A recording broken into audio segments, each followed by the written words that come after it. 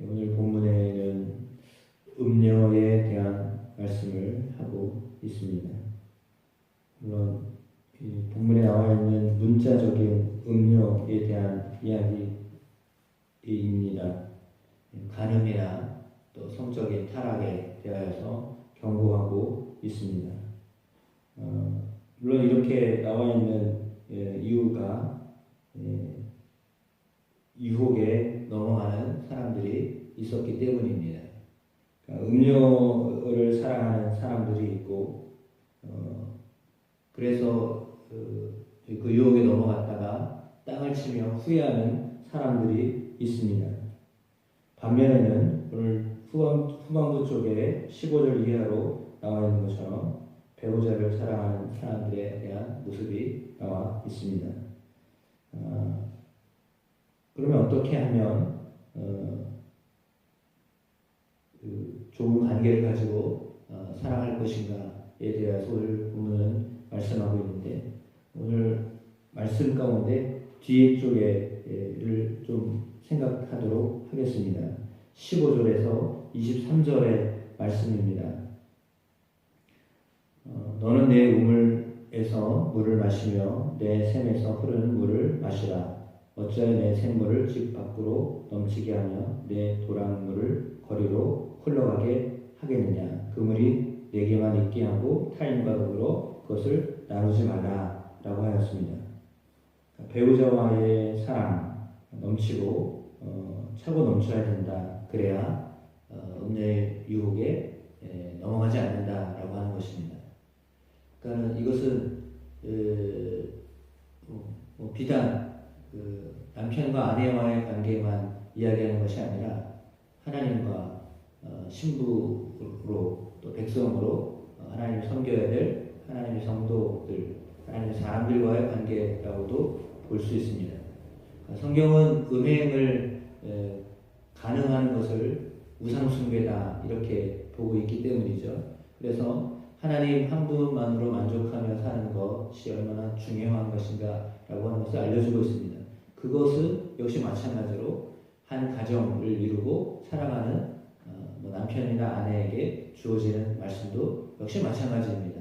그러니까 하나님이 허락하셨던 가정 안에 남편과 아내의 관계를 어떻게 할 것인가, 그 한 사람을 만족시키고 그 한 사람을 으로 인하여서 기뻐하고 그렇게 살아야 된다라고 하는 것입니다. 물론 우리가 이것은 다 기본적으로 다 알고 있는 내용입니다. 그럼에도 불구하고 이런 내용들이 때로는 어떻게 요즘 시대에 그렇게 살아요? 라고 하기도 하는데, 그래서 뭐 나이가 연세가 들어가시면 친구도 사귀어야 되고 이렇게 살아야 된다라고 말합니다. 그러니까 그 친구는 뭐 이성 친구를 이야기하는데 그렇게 살아야 된다라고 말들 하지만 그것이 과연 그러면 하나님이 보시기에 합당한 것인가라고 할 때는 그렇지 않거든요. 그런데 세상에 살아가는 어떤 유형의 모습들은 그렇게 친구도 사귀고 살아야 된다라고 하는 것처럼 말을 합니다. 그러니까 어떻게 보면 세상의 흐름 자체는 유행이나 또 세상의 어떤 그런 영적인 흐름은 다양한 모습으로 나타나게 하는 것으로 보여집니다. 문화도 역시 마찬가지죠.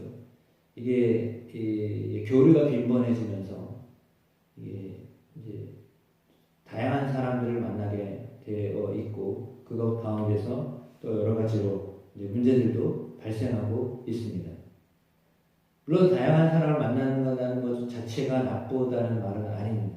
그런데 그럼에도 불구하고 그 다양한 사람들을 만나면서 생겨나는 문제점은 내가 지켜야 될 것들을 지키지 못하는 그런 상황이 되기도 한다라고 하는 겁니다.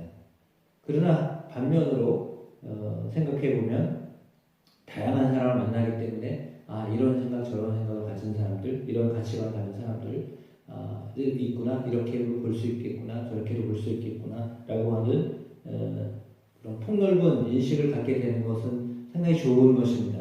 그런데 그럼에도 불구하고 이제 그것이 우리의 가치관을 여러 가지 좋은 생각들을 갖게 하고 또 다양한 마음들을 갖게 하고 하는 것은 좋지만 그럼에도 불구하고 우려되는 것 가운데 하나는 우리가 가지고 있는 신앙의 가치관, 하나님을 향한 마음들 그리고 가정을 생각하는 그런 마음들이 이제 깨지는 것에 대한 그러니까 영적인 질서와 가정의 질서가 깨지는 것에 대한 두려움입니다.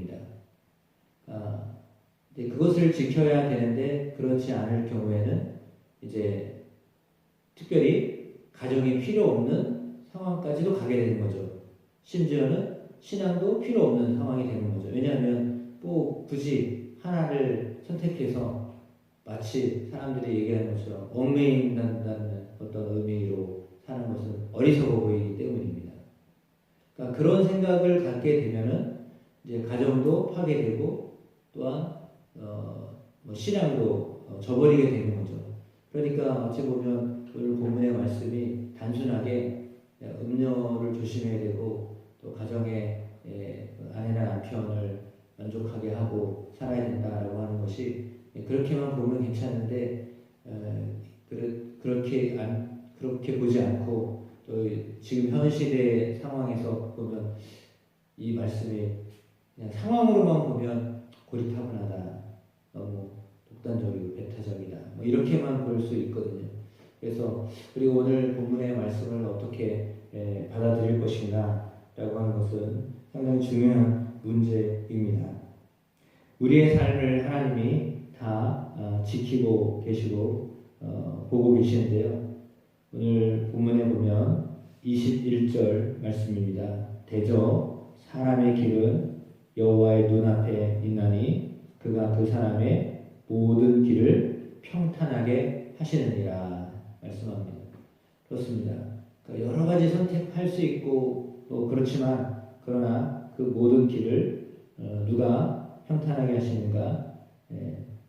여호와의 눈앞에 있는 그 사람, 여호와가 내 앞에 계시다, 내가 여호와 앞에 있다라고 믿는 그 사람에게 평탄함을 주님 허락하신다라고 하는 것입니다. 그러니까 하나님을 의뢰하고 하나님 앞에 서는 사람을 하나님이 그의 길을 평탄하게 하신다라고 오늘 잠언은 우리에게 말씀하고 있습니다. 그래서 악인은 자기 악에 걸리고 그 죄의 줄에 매이나니 그는 훈계를 받지 아니함으로 말미암아 죽겠고 심히 미련함으로 말미암아 혼미하게 되느니라 라고 했습니다. 수용력이 있어야 되거든요. 들을 귀가 있어야 됩니다. 그러니까 나는 이렇게만 살 거야 라고 하는 게 아니라 하나님의 음성을 하나님의 말씀을 들을 수 있는 그 귀가 열려야 되는데 오늘은 말씀은 뭐 훈계라고 하는 것으로 썼습니다. 물론 그 앞에 음녀에 대한 이야기를 계속 했기 때문에 음행하는 사람들에 대한 이야기죠. 그들을 향하여 계속 훈계하지만 듣지 않았을 때 그 말을 하는 것입니다. 그러나 뭐 그 말이나 역시 마찬가지로 어떤 사람들에게 어떤 교훈을 하거나 훈계를 해도 그걸 듣지 않으려고 할 때 그들은 그것으로 인하여서 이제 심판을 받는 거죠. 따라서 그것은 심히 미련한 것이다 라고 했습니다. 그러니까 고집을 부리고 자기 생각만 가지고 사는 사람은 굉장히 미련한 사람이다 라고 말하고 있는 겁니다. 들어야 될 때는 들어야 되고 그러나 그 들음이 아까도 처음에 서두에 말씀드렸던 것처럼 다양함이 오는 것, 그 다양함을 수용하면서 내 것으로 만들고 살아가는 것은 그것이 능력입니다. 어떻게 보면 지혜입니다.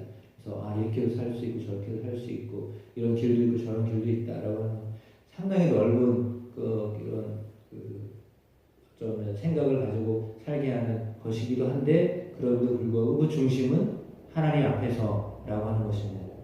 그러니까 하나님 앞에서 잘 분별하여서 여러분 안에 귀한 열매들이 맺혀지게 되시기를 주님의 이름으로 축복합니다.